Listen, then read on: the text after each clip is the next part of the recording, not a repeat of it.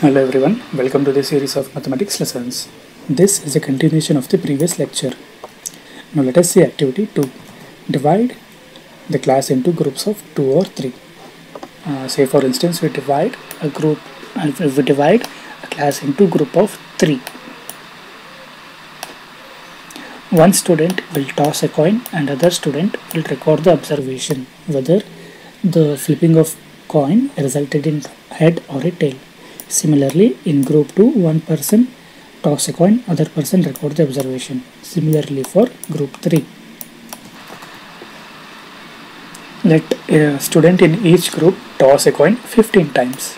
Note that students should use coins with same denomination.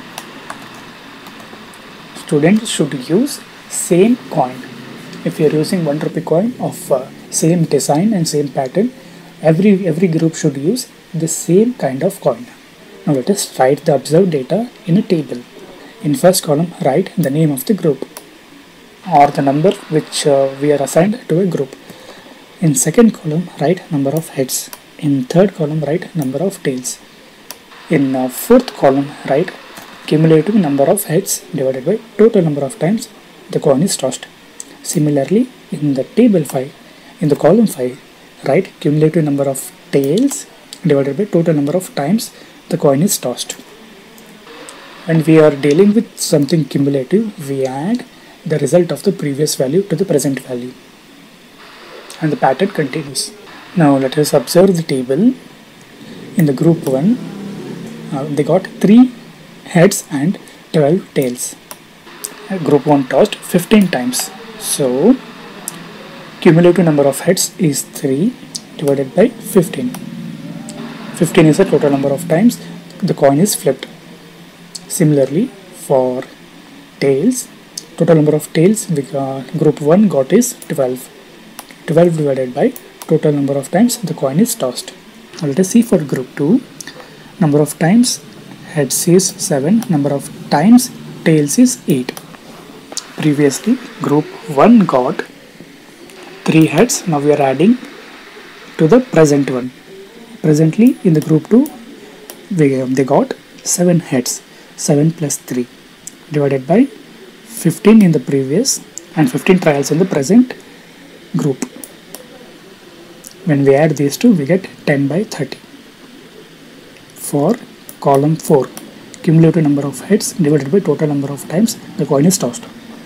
And for tails, previously number of tails we got was 12. Presently 8 plus 12 divided by 15 plus 15 present.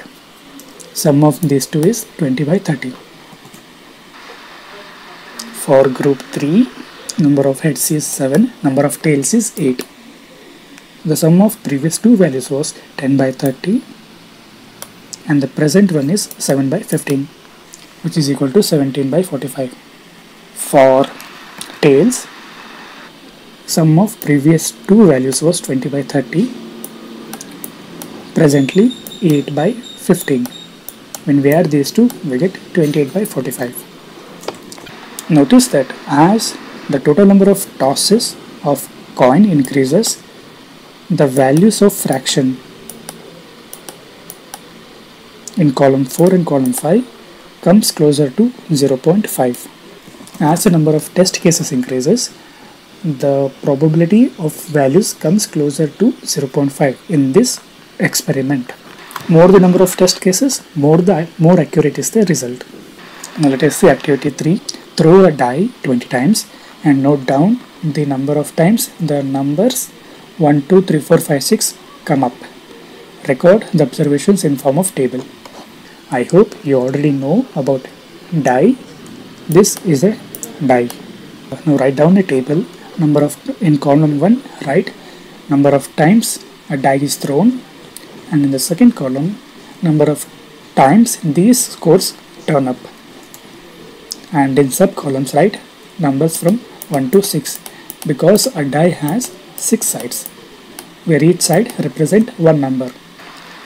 Throw a die and see what value you see on top of the die and place the values accordingly in respective columns.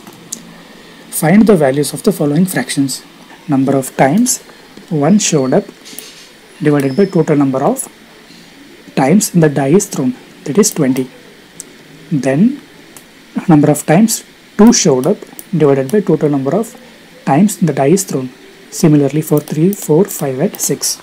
As the number of throws of the die increases, we will see that the value of each fraction calculated will come closer to 1 by 6. Now let us see activity 4. Toss 2 coins simultaneously for 10 times and then record the observations. Toss 2 coins simultaneously for 10 times and then record the observations. Form a table having 4 columns. Number of times 2 coins are tossed is 10. We are tossing 2 coins simultaneously 10 times. Then note down the number of times no head shows up. That means in both the coins only tails show up. And number of times one head show up. That means in one coin head show up and in other coin tail show up. And number of times 2 heads come up. In first coin head come up and in second coin also head comes up. Now write down the fractions as follows. We have 3 cases. Write the mathematical form for all 3 cases. First one, number of times no head comes up divided by total number of times 2 coins are tossed. Second, number of times 1 head comes up divided by total number of times 2 coins are tossed. This is for second one. And for third one, number of times 2 heads come up divided by total number of times 2 coins are tossed.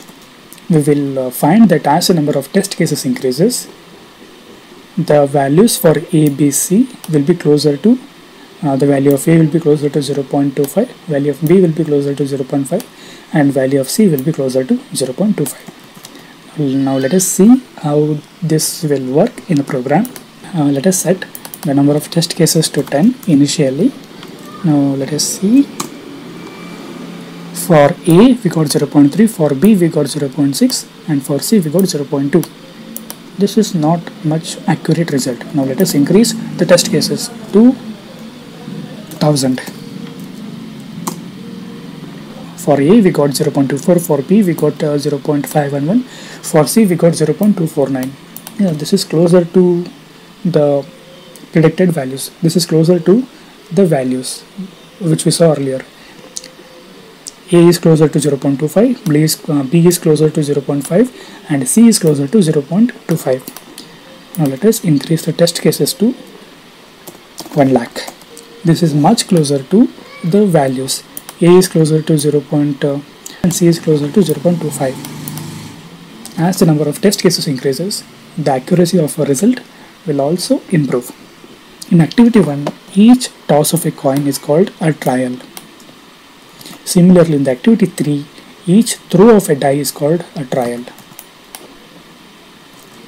And each simultaneous toss of coins in activity 4 is also a trial. So, a trial is an action which results in one or several outcomes. In activity 1, the getting of a head in a particular throw is an event with outcome head. Similarly, getting a tail is an event with outcome tail. In activity 2, the getting of a particular number. When we throw a die, we get a number. We call it as the event of getting a particular number, say 1, is an event with outcome 1. Similarly, we can say an event with outcome 5. A die has got 6 faces, so we have 6 possibilities. Experiment was to throw the die for getting an even number. So the event would consist of 3 outcomes, right? Either the outcome could be 2, 4, 6. So event for an experiment is the collection of some outcomes of the experiment. In the example of die, experiment was to throw the die for getting an even number. What are the even numbers in a die? 2, 4 and 6. In this event, we might get the outcomes 2, 4 or 6. So an event for an experiment is a collection of some outcomes of the experiment. With all the basics in our hand, now let us define what the probability is. Based on the experiences and based on the previous result, we come up with experimental or empirical probability. Like I said in the previous lecture, generally there are two kinds of probabilities. The first one is theoretical probability and the second one is experimental or empirical probability. Let us define empirical probability. Let n be total number of trials. The empirical probability P of E of an event E is equal to number of trials in which the event happened divided by total number of trials. In this chapter, when we are referring to probability, that means we are referring to empirical probability. When I say probability, that means we are referring to empirical probability. In this chapter, the content of this recording is borrowed from Karnataka Textbook Society, Bangalore under Fair Research Policy. This video is presented by Avari Technologies. Please do hit subscribe button to get more content. Thank you.